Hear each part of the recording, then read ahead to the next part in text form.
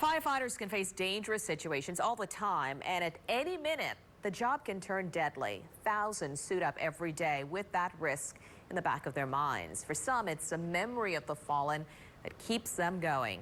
As Rob Krieger reports, it's why so many are putting their bodies through pain to make a climb to remember. I just got a report from the director of Morgan Stanley. 78 seems to have taken the brunt of the stuff. There's a lot of bodies. They said the stairway is clear all the way up, though. They're taking up more than their load. So when you get there, you still got to fight fire. All right, 10-4, Scott. What floor are you on? 48 right now. All right, keep walking. We're coming up behind you. Some of them are carrying an extra 100 pounds. Those guys answered the call knowing that they probably weren't going to make it home that day. We got reports of another incoming plane. You may have to take cover, stay in the stairwell. They knew this was just part of their climb to get where they had to go to fight fire. We're on 71. We're coming up behind you. Some of them are bringing up all their spare bottles. Some of them bringing up high-rise packs of hose that's 150 feet. Some of those people knew that that might be the last time they would climb, that they'd be doing anything. I saw the pockets of fire. We should be able to knock it down with 2 lines, right? They ran into those buildings, packed out, ready to work. This is Tower 1, Battalion 9. I reach on the floor above 79. All this stuff increased their weight, you know, to go up there. But they still were able to come up with the skill to do it. I got need 3 of firefighters out of stairway to knock down 2 fires. We got a house line stretch. We can get some water on it, knock it down, okay? I can't even describe the feeling that when you're climbing at the location where that happened.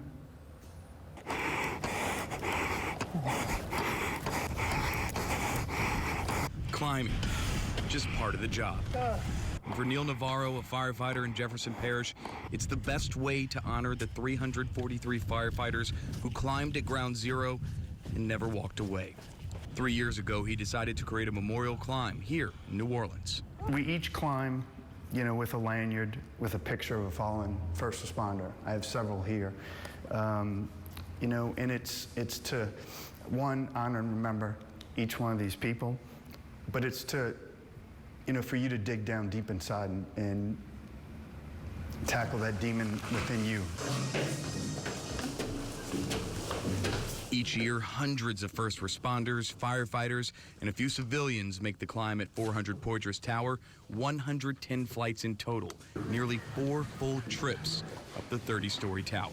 It's tough, it's emotional, but I love it. I'm addicted. It's a dedication to keeping a memory alive Nathan Richard knows all too well.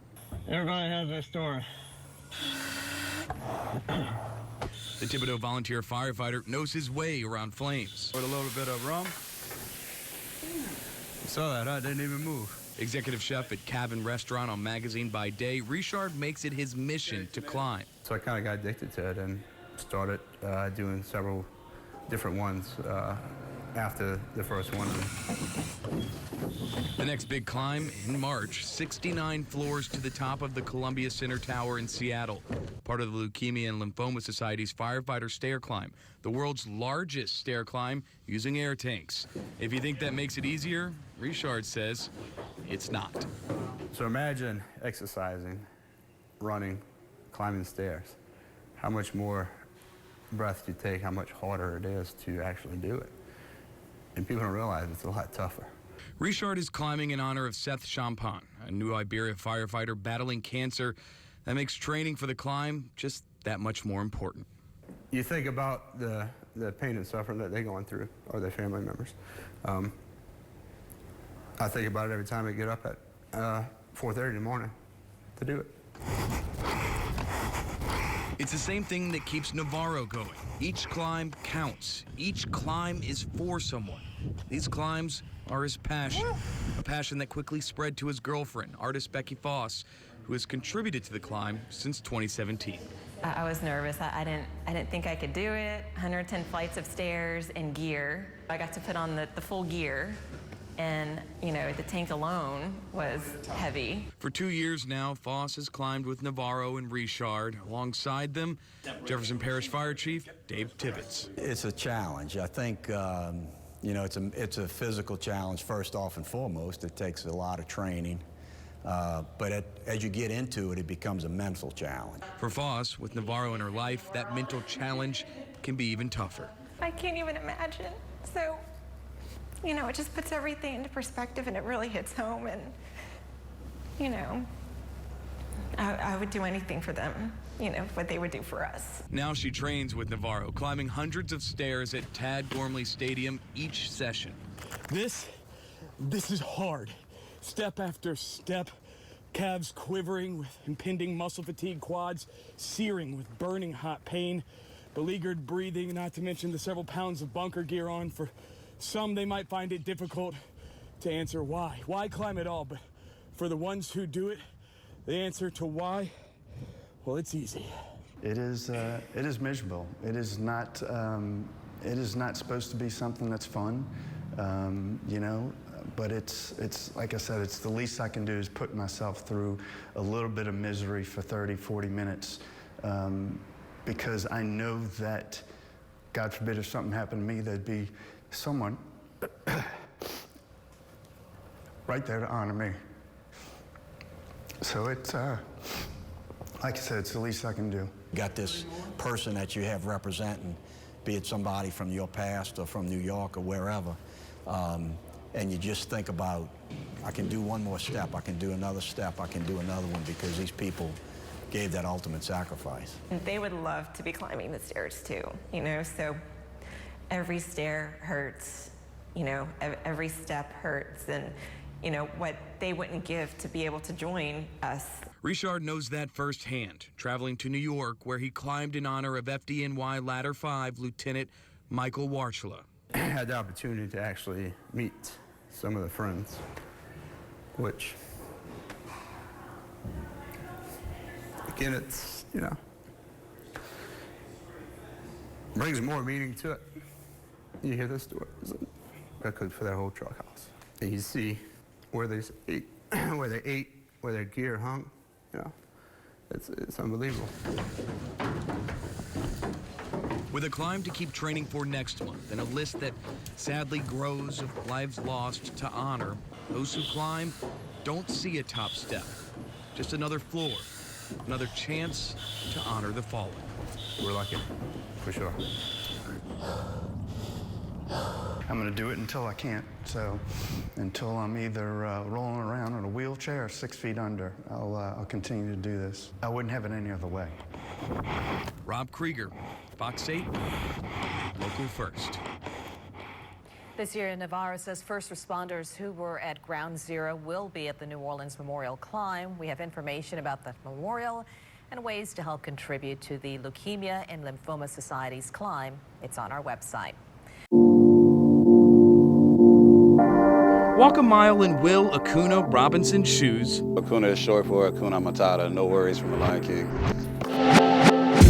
And you'll see some pretty amazing sights. Walk nearly 8,000. More people have gone into space, more people have climbed Everest. And you'll have yourself a crown. Pretty overwhelming when you think about it. It's humbling to know that you're in a group of so few people. More on that in a minute. First, let's go back to the beginning. The first steps of a journey that would take years to complete, finding a trail back to himself. I didn't sleep much, I had nightmares, I had flashbacks. Will Robinson spent 5 years in the Army, serving overseas in Iraq, and like many veterans, Robinson found returning home was wrought with pain. For a while, I had a problem with figuring out what reality was. Was I really here at home living these years, or was I sleep on my cot in Iraq and I was going to wake up right back there? Diagnosed with PTSD, Robinson got help from a doctor. The medications just made me feel like a zombie, but it didn't make anything better. He says he attempted suicide multiple times. I was at a dark place in my life.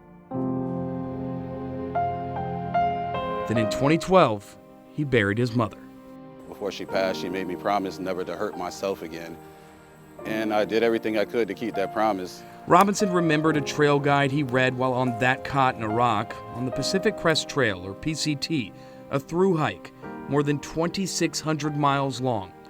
So in 2016, he packed a bag and began a journey that would take him across the country. And little did he know, into the history books. Right away on the PCT, you start to feel it. Maybe 2 miles past the terminus, you're now away from roads, you're away from cars and all the distractions that come with it. Uncertain of the task ahead, what amounted to a months-long hike, Robinson was determined to keep going, step by step. And I wanted to get to the end, but I felt like I was going to be out there for as long as I needed to be out there to feel like myself again. And I didn't know if I was going to be able to make it 100 miles, 20 miles, 5 miles. I just knew I needed to try it. 1,600 miles into his first attempt on the PCT, he dislocated his knee, but his feet already had a taste of the freedom that comes with through hiking. So in 2017, he hit the trail again, this time from the start. 5.5 months later, Robinson completed the Pacific Coast Trail. When I got there to the end, it was like, you know what? You're not a burden. You can still accomplish things. You're the strong person you always were. You just needed to be reminded of that. And so it was an incredible feeling, but it was also a little bittersweet, being that it was the end of the trail. But the end of that hike was far from the end of Robinson's journey. That was my medicine, and everything has been so much better for me since. Now known as Acuna on the trail, a nickname he picked up on the PCT, Robinson set his sights on the Appalachian Trail, the next leg of the fabled Triple Crown of hiking. It may be the shortest trail, but it has the most elevation gains and losses than any of the big three. It just made up for, mentally and physically tough hiking. Nearly 2,200 miles from Georgia to Maine, often wet, sometimes cold, just a precursor to his final leg, the Continental Divide Trail from Mexico to Canada. Robinson walked 3,100 miles, making him the first ever African-American male to complete the Triple Crown of hiking. There's less than 450 Triple Crown hikers. Tracked by the American Long Distance Hiking Association since 1994, it's a club of very few who've completed the PCT, the Appalachian Trail, and Continental Divide Trail, but Robinson is committed to ensure the Triple Crown doesn't remain exclusive. I just didn't want to be the last African American to Triple Crown, and that was part of the thing that kept me going through all these years of hiking, was trying to get more people that looked like me out on these trails. Now Robinson hopes his crown encourages others to lace up and hit the trails. It meant that, I could inspire more people, more African Americans who could see that, this guy went out, he hiked this trail, and then he finished the other two, and he accomplished something that so many people didn't. So if he can do that, maybe I can do that. These days, Robinson is training for some new adventures. I have water on both sides because, that's the last thing you want to run out of out here. He says anyone can do what he's doing. And of course, GoPro in case you want to take pictures and, have some memories of your day out. Even if your shoes can't walk 5,000 miles, just a few will do. It's going to give you, something different to look forward to. So, hiking in towns or hiking in small trails like this, maybe for half a mile and, just seeing something different, it can do a lot for a person. More than a crown, Robinson found peace. During the darkest time in his life, he found a light in the woods. I want more people that have mental health issues, more people with disabilities, more people of color. I want more people just from any background to get out and explore nature and enjoy it and see the things that I fell in love with and the things that helped me. When you're out in places like this, that's all you have time to do, is to actually take time to take care of you. Rob Krieger, Fox 8, Local First.